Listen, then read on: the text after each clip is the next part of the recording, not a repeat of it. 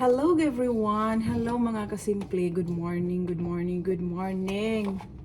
So, yan na nga.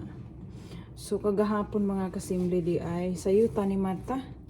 Kay nag-work tag sayo. Karon, bisag di off na ko, sayo po ko ni Mata. Kay, estudyante ang akong mga langga. So, nanapod tayo i-chismis karon. Kagahapon ba? Giingnan ko sa akong coworker na kuan, giingnan ko niya. Oh, kay na ako na-assign kagahapon sa pintura. Kay nagingon pud ko sa ko ang supervisor sa HR.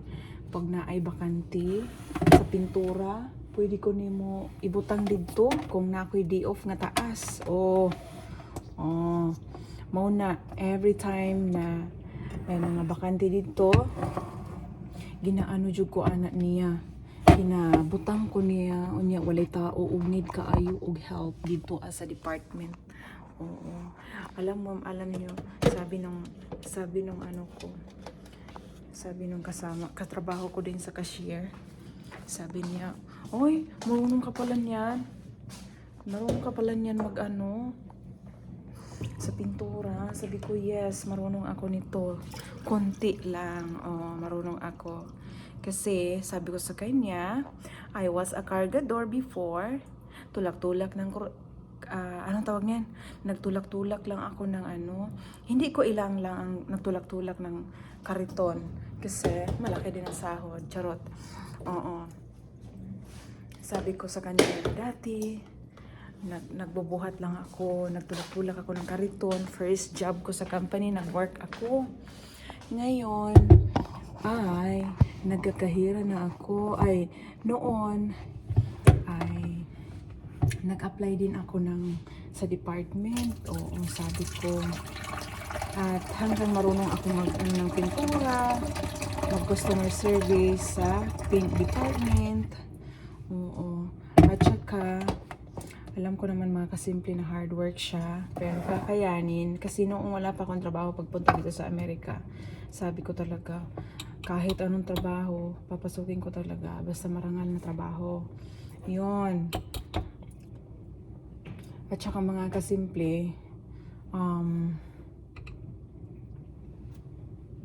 yun. Basta marangal na trabaho, papasukin ko talaga. Kaya sabi niyo kasama ko kahapon, "Uy, marami ka palang so marami kang skills." Labi ng aking kasamahan. Sabi ko, "Yes." So, kagahapon, while nandoon na naman ako sa pintura at maraming tao sa kahira, kailangan nila ng assistant, kinagrab ako. Gibira na pod ko sa kuang head cashier. Na pod siya, "Hi, Rene. Kailangan ka, bisag 15 minutes, 30 minutes. Mag-break yung nandoon sa labas. Walang sa kanya, walang mag-cover." Sabi ko, no problem. I can do it." Ayan. Kaya yun mga kasimple. Sabi niya, kasi dito mga sweet kaayo sila. "Thank you, my love. Ana-anaan kanila. Good." Kaya para ganahan siguro ka mo-work. Good. So, ako po, ganahan po kong mag-work pag inganan tao, mabait. Good. Bisag ako mga kasimple. Kanang pinangga dyan ako kong trabaho. Love dyan ako kong work. Dinha ko nagakuha og financial, dinha ko nagakuha usahay sa ginapadala nako sa kong mama, good, kung nakatabang ko sa kong family kaya pinangga jud ako kong work. So ako siyang ayo-ayo bisag dili tuod ko nakahuman og college, no, nakawala ko nakahuman, nakatungtong ra ko gamay, good. Kaya naka-experience ko sa una nga nang-apply ko og kahira sa tua nga gitan-aw ko kung unsa akong trabaho, unya gipa-training ra ko, kung wala nila gikauyunan, wala ko nila gipasulod, wala ko nila gipa-continue sa kong work kay hina daw kaayo ko mag-work. Syempre training ka pa, pila tong training, 1 week ang training, diri sa 1 week ang training, tapos gitan-aw ko sa manager unsa ka nag-work, dili kailangan paspas ka mo bilang og kwarta nga 1 week kailangan paspas na ka mo bilang og kwarta.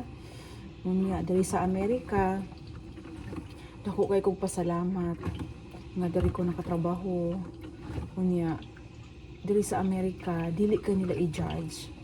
Kung magkamali ka, dili ka nila i-judge sa imong mga amo. Kundi, kanang imong mali, ma-learn ka din ha. Oo. Kaya, naapog ko'y kauban sa pink department na ingon siya, gusto ta ka diri rin ni supervisor. Day, nandiyon ko niya, ang regular dito na pa siya. Gusto to ka i-supervisor hindi diri ano ko ay yatay. Gusto ra nako gusto ra ko empleyado.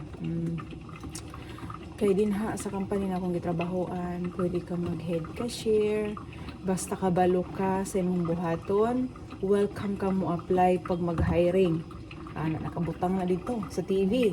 O hiring tayo ng head cashier, hiring tayo ng manager sa department, hiring tayo ng supervisor sa department. Siyempre kung dugay na ka din ha, familiar na nimo unsay work sa supervisor, unsay work sa head cashier, pwede jud ka mo apply bisag associate lang ka. Kay daghan pod ko kaayo og mga katrabaho na na promote sila supervisor. Basta alam mo na ang work, alam mo na maanuhan mo ng responsibilidad mo as supervisor, o diba? Alam mo ang trabaho mo. Hindi sila nagabase kung anong natapos mo. Kasi sabi pa nung sabi pa nung boss namin talaga, yung mga boss ng manager na boss sa manager ko, big boss talaga siya dyan. Sabi pa niya, maraming mga manager na nag-start lang as cashier. Kaya sabi ko, kuyawan no? So, sa katagal-tagal nimo, kung gusto ka, pwede kang mag-apply talaga, no? So, pero ako, wala akong pangarap niyan. Ang pangarap ko lang, yun lang, yung pangarap ko, itong hindi mabigat na trabaho. Hindi mabigat na trabaho kasi noon sa pintura ako, sobrang bigat ng trabaho ko. So ngayon, nandito na ako, nagkakahira ako, hindi iyan mabigat sa akin.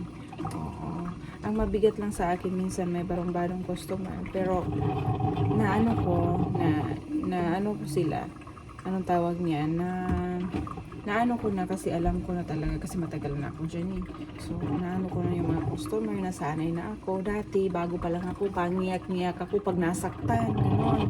Pero ngayon, wala na. Nasanay na ako, guys. Pero, noong basta, dito ko talaga sa Amerika, ma-feel na, ang ganda talaga dito sa Amerika. Kasi nung nag-apply ako ng kahera doon sa atin, tinitingnan ka ng 1 week at hindi ka na pinapakontinue as regular employee.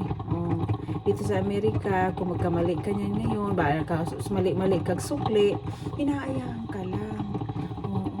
Tuturuan ka nila, ulit-ulit hanggang sa matuto ka.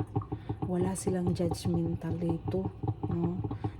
Sa trabahante, lalo yung mga amo ko, supervisor ko, sobrang bait nila. Tinuturuan ko talaga. Sabi ko, mali ako magkambyo.